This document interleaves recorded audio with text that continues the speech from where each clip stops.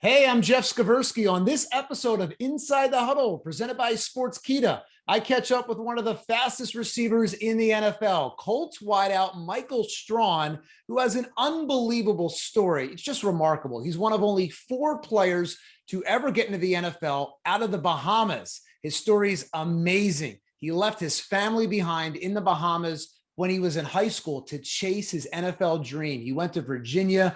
There, he developed, got a scholarship to play Division II, and the rest is history. He's drafted in the 7th round by the Indianapolis Colts.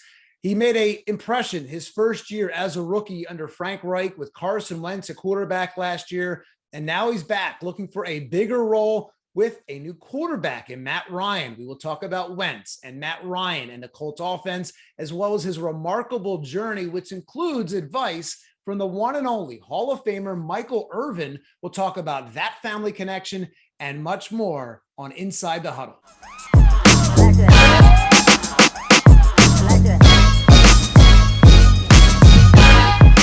Michael, thanks for joining me. I imagine growing up in the Bahamas, the dream of playing in the NFL is pretty far-fetched, or is it not?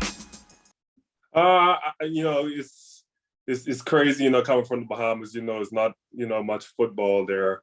For me, I had to come over to the States, finish high school, get a scholarship, so it's a lot of sacrifices that goes with coming from the Bahamas and, trying to go to the NFL. I'll say that much about it. Well, tell me about that journey, because it's pretty remarkable. Growing up in the Bahamas, were there even football fields? I mean, when I've been there, there's just straight beautiful beaches. I mean, are there football fields to play football there? Yeah, there's some fields that you could go on. Actually, I used to train a lot on golf courses. My dad, my brother, we would walk over to the golf course and, because it's nice grass, and we'll, sneak onto the golf courses and, have our training sessions there. So, it's some good fields to get some good work in. That's amazing. And your dad, I heard this story that your dad played with Hall of Famer Michael Irvin, the Cowboys' great receiver, in college? Yeah, well, no, actually, they were just really good friends. Off season, they were trained together. My dad, he went to Bethune-Cookman in Daytona Beach, Florida. So, when they're down there training in the off season, they became really good friends. And so I imagine that maybe Michael Irvin gave you some advice about trying to take it to the next level when you're in high school or college and things like that. Most definitely. Him and I had great talks and, great conversations. And, he's also like a father figure, somebody I could look up to. He's done it all. He has a lot of rings, a Hall of Famer. So he's definitely somebody that I look up to, and, somebody that I, take some of his game and put it into my game. So what is some advice that Michael Irvin has given you about taking it to the next level? And now even with the Colts, trying to grow your game as a 7th round pick, trying to get established in the league and make something happen here. Some great advice he gave me, was to find a way to stand out. Being able to show my strengths and, just carrying all of that on the field, being dominant, using my size to my advantage. Those are some of the things that helped him. He mentioned to me, using his size. And even for me, I have speed because I also ran track. So using all of that to my advantage on the field plays a big role, in my game. That's amazing. And because, he's a similar size. I mean, he was a big receiver and used that body to make plays. And so there are a lot of, I guess, similarities there. But I do want to go back to, how do you go from the Bahamas to the States? Tell me how you make that decision. Was the dream always to play in the NFL? And how do you make that decision to leave the Bahamas? And then you went to what, Virginia, the state of Virginia? Yeah, it was always a dream of mine to play in the NFL. My parents, they made a lot of sacrifices sending me over. They made up in their mind at a young age to send me over so that I could finish high school in the States and be in the system, so that I can, gain some exposure, be able to play in an organized system. And, the number one thing was my education. They always wanted me to go over, so I could finish, get my degree, on top of, taking care of my dreams. They wanted me to get my education first, and I was able to graduate. So that was a blessing as well. But it was a long process. I had to move over, finish high school in Lynchburg, Virginia at Liberty Christian Academy. And then from there, I was able to get a scholarship to play at the University of Charleston in West Virginia. So it was a long process. It's not as easy as what people see, but, it's just sacrifices that you got to be willing to make. Well, that's what I'm fascinated about. I mean, did your parents go with you or did they stay back? They stayed back in the Bahamas. They sent me over, connected me with host families. It's basically people who would take you in, kind of like adopt you in a way, take you in, treat you like one of their very own. And, I was blessed enough to have a great host family, and, we moved forward, and I'm here today. So that's insane. And did you play football before you got to Virginia, or? There was a league going on at the time, so I was able to play a little bit. But, football was not as big, so I would do one-on-one hands-on training with my dad because, he played. So he was able to teach me, and, a lot at a young age, just going out there, running routes, doing different drills, staying on top of the game. We would treat each year kind of like, the NFL would treat him and I, my brother, we would have our camp, the same time the NFL is having that camp. So we kind of, grew that mindset over the years, that this is how it's going to be. Wow, that's so incredible. Did you have any moments where you're just kind of freaked out? You're in a foreign country, your family's not there, and you're essentially staying with strangers trying to chase this dream as a high schooler. And let's be honest, so many people don't make it in a professional sports, and the odds of you making it are probably slim to none. Right. And you're just chasing this dream in a different country where you know nobody, right? I mean, is that insane? It is insane. I do recall one moment, the day I got drafted, I dropped into tears. I couldn't believe it because we prayed so much for that moment. God has been good to us. It's been such a blessing along the way. And that was the one moment, my whole family was with me at the time. We had to wait until day 3. So, it was just a nervous moment. It's something I've been believing in and, trusting them for a long time. And to see that actually happen was amazing. Can you remember that phone call? Was it who gave you that phone? Was it Frank Reich? Who gave you that phone call? Actually, Chris Ballard, he gave me a call, said, we want to make you Indianapolis Colts. And I was like, when can I leave to come to the facility? But, it was such a adrenaline rush when I got that phone call. My family was going crazy, God answered the prayer, and now from then it was time for the work. And from then, it was like a roller coaster. I've just been working and getting better each day. I love it. And so have your parents seen you play in the NFL yet? Yeah, they actually got to see me play one game, but this upcoming season, they plan to come to many more games.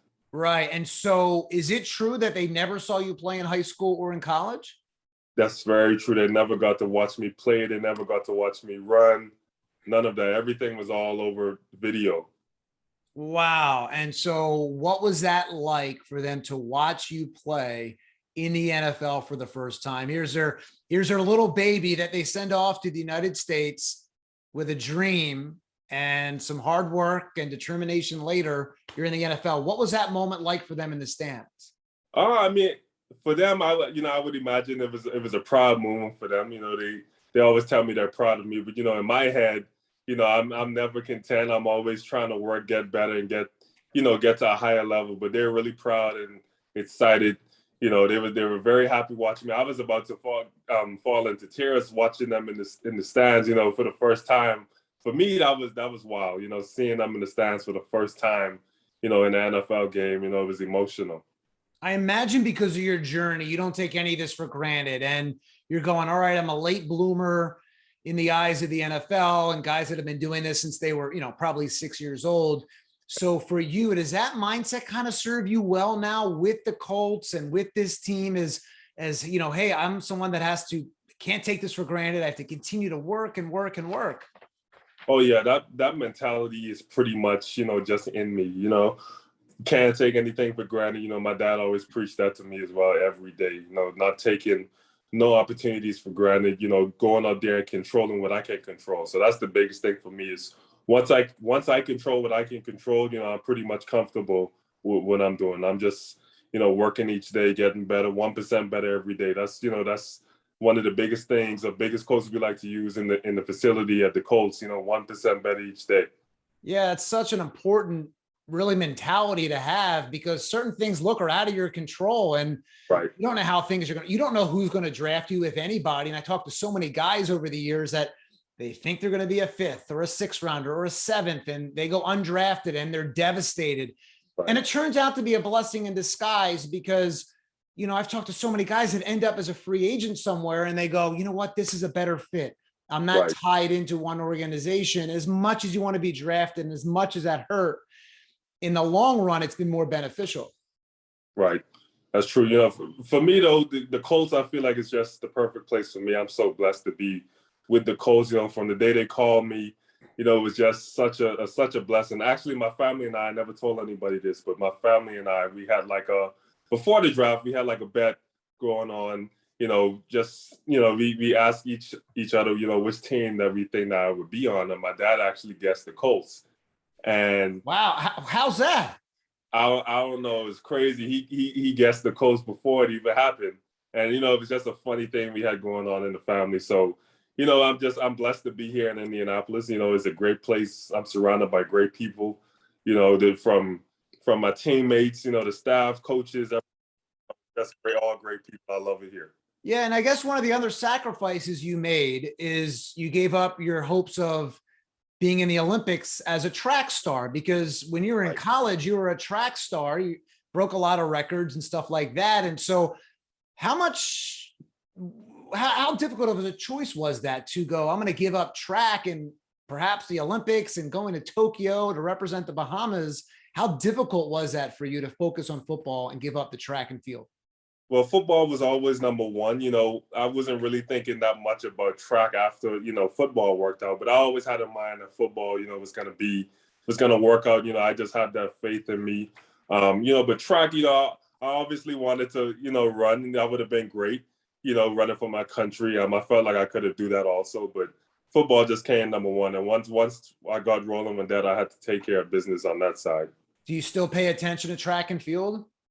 Oh, most definitely. So did you see the Devin Allen controversy? Oh my goodness, it's crazy. It's crazy.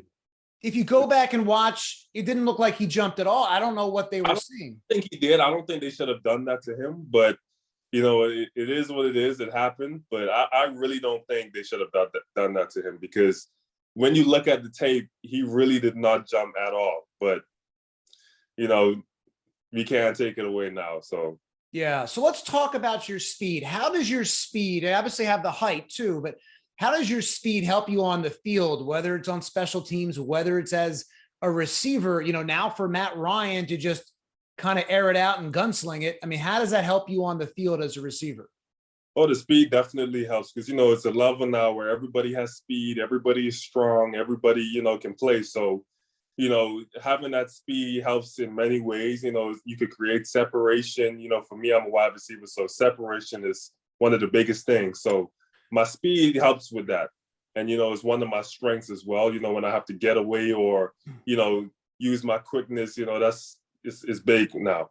Yeah. And so last year, trying to build on what you did last year as a rookie 7th round pick, what are the coaches telling you, and what do you also look at and say, I need to be better at? Is it everything? Is it the separation? Is it route running? What do you specifically want to be better at? For me, bigger receiver, I just want to keep, strengthening my strengths, I would say. I attack the ball well, I have my speed, I run great routes. So, just keep trying to get better in those phases. Playing a bigger role in the offense, that's, a big goal of mine, trying to be a person that the team can rely on. This team, I feel like we have something special this year going, and I want to be, a part of that. We had a great off season. We had a lot of additions, even with Matt Ryan, great guy, great leader, and he raised the standards high. So, I want to be the person that he even can rely on, and, in this offense. How's that chemistry going with you and Matt Ryan and this team this offseason as you get set for camp in the season? Sorry, say that again. How's the chemistry with you and Matt Ryan going this offseason as you guys get set for the season? Oh, the chemistry is amazing. You know, he's a guy, you know, he gels well with, you know, all of his teammates. You know, we get great work in. He's coming in, he's already making a difference, and we all look up to him. Yeah. And so for you, is there a player on the team that has kind of taken you under their wing as far as you're a late bloomer as far as football standards, you're trying to learn, and you know, people say rookies going into their second, third year, things like that, they will say the game starts to slow down. One, has it slowed down a little bit for you? And two, who's kind of taking you under their wing, if anybody? The game has definitely, you know, slowed down. You know, when you first come in, it's Yeah. you know, you got a lot of things going on. You got to figure your way out.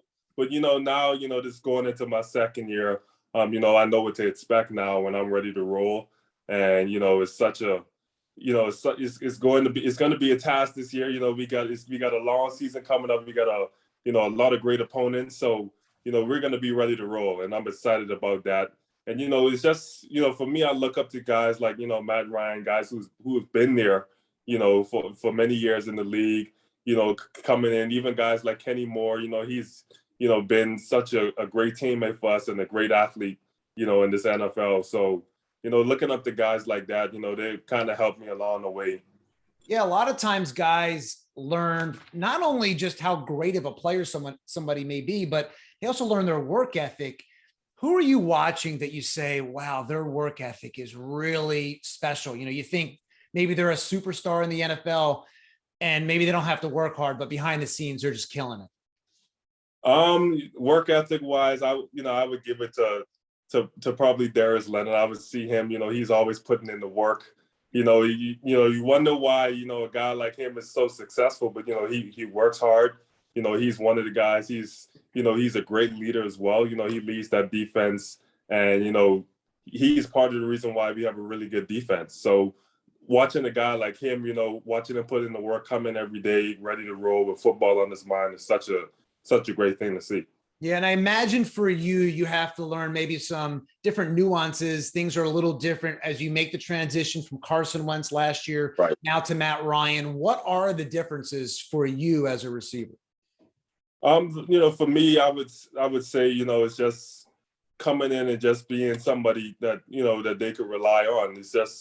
That's my biggest goal right now. I wouldn't say any big difference. It's just being there for my teammates, being available, holding myself accountable, you know, being ready to roll when my name is called.